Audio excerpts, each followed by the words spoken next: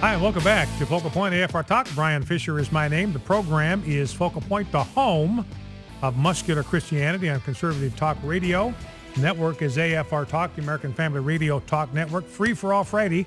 Glad to talk about anything that's on your mind that's been in the news this past week, anything we've talked about here on Focal Point. Number to call, 888-589-8840.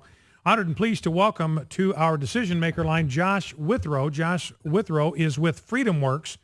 This is one of the grassroots organizations that's been working very, very hard to stop this flaming train wreck of Obamacare in its tracks. And Josh is with us now on our decision maker line. Josh, welcome to Focal Point with Brian Fisher. Hey, Brian. Thank you for having me. Hey, and well, good news today, Josh. We got a 230 to 189, I think, was the final vote total on a continuing resolution that will defund Obamacare. What's your reaction to the vote this morning?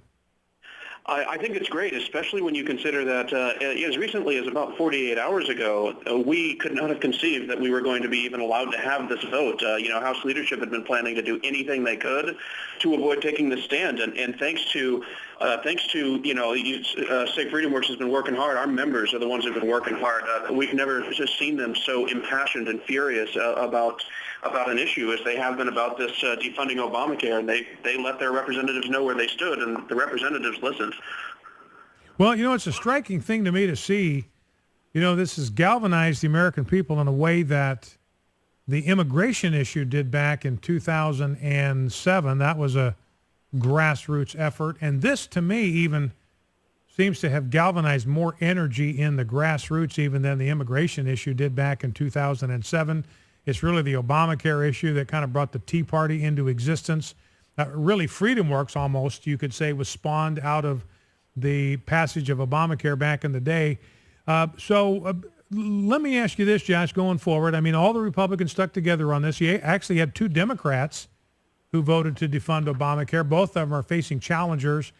See, Jim Mathis is in Utah. He's got a conservative challenger. Mia Love is going to run against him next year. And then Mike McIntyre, North Carolina, he only won his vote against a Republican by 700 votes, so he's got a challenge. He's got to watch his flank, and that must explain their votes. But as you look, obviously, Josh, talking over Josh Withrow, Freedom Works, we have reason to be encouraged. It's a grassroots momentum. Ted Cruz says the only way we win this thing is a grassroots tsunami. That's happened to get us to this point. Now look ahead with us. What's going to happen when this thing gets over to the Senate?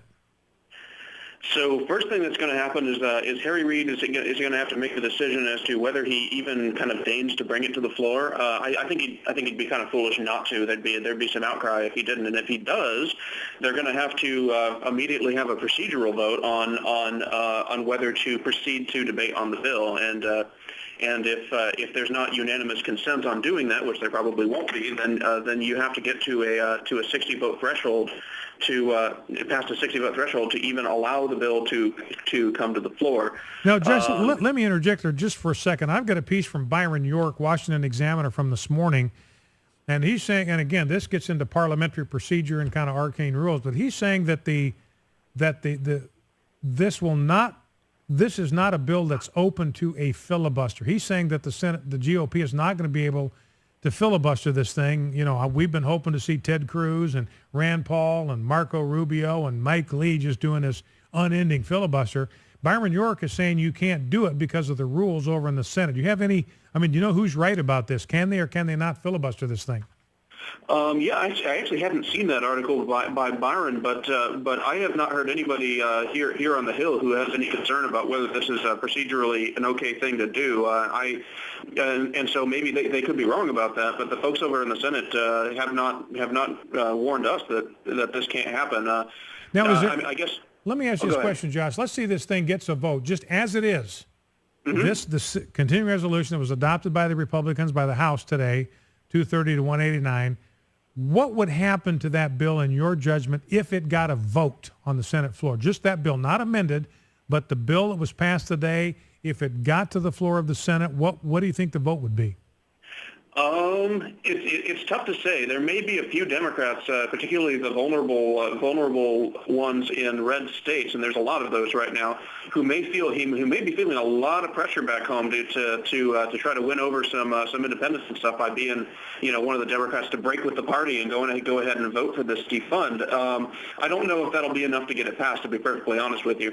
I could actually see it being a closer vote than some people are thinking, but I'm not completely sure whether I'm being honest, it's probably relatively unlikely that it would straight up pass. Yeah, and I think everybody understands that. Even Ted Cruz has been saying that this week, that look, this is, Harry Reid probably has the votes to amend this thing, to strip out the defund Obamacare part out of the bill and send it back over to the House. So here's the $64,000 question, Josh, and this is the question that's been on my mind, is what happens when this bill goes back to the House, amended by the Senate, to strip out the defund Obamacare portion, and now what goes back over to the House is a CR that funds all of government, including Obamacare. I mean, I'm concerned, Josh, that some of the Republicans that voted today to defund Obamacare, they're not going to have the strength of conviction to vote against a CR that contains funding for. I'm afraid they're going to roll over when this thing comes back from the Senate. So what do you think is going to happen if this bill comes back from the Senate, back to the House? They got to vote on it again, only this time the vote's going to be on a bill that would fund Obamacare. What do you think they're going to do?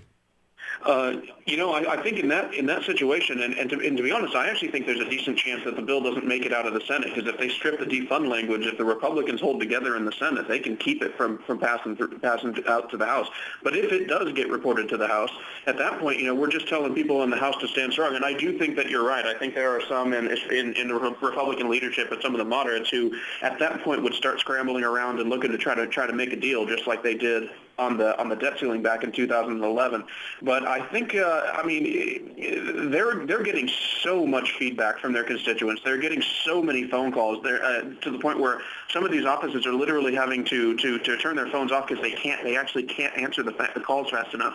And let me ask you on that question, Josh. So what I'm hearing from you is we need to light up the phone lines on the House side. If this goes back over to the House side, we're going to have to buck these guys up. So they're going to need to hear from their constituents. We want you to defund Obamacare and this vote also. But do we need to call our senators now? Is that kind of the call to action today and on Monday? Is it to call our senators' offices in D.C. and urge them to vote to defund Obamacare?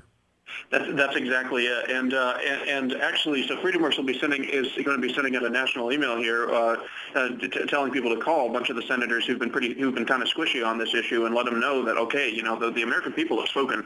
All the polls are showing that even something like 40% of Democrats agree that this law at least needs to be delayed, and a majority of Americans are okay with defunding it. And now the House has turned around and chosen to do what Ted Cruz and Mike Lee have asked, and send them this bill that defunds Obamacare, and now it's time to make their stand. This is what their constituents want. Our guest has been Josh Withrow with Freedom Works. Josh, I know you're kind of the specialist there to monitor Obamacare with Freedom Works, and love to have you back on the program as this thing moves forward. So I hope we'll be able to talk to you again, maybe even next week as this goes over to Senate. At any rate, Josh, thanks for taking time to be with us. One of the things I tell our listening audience every day, we're fighting a winnable war, and today is proof. This was a victory for grassroots activists. Thank you, Josh, for taking time to be with us. Absolutely. Thanks, Brian. Thanks for having me on. Focal Point, AF for Talk, back in 2.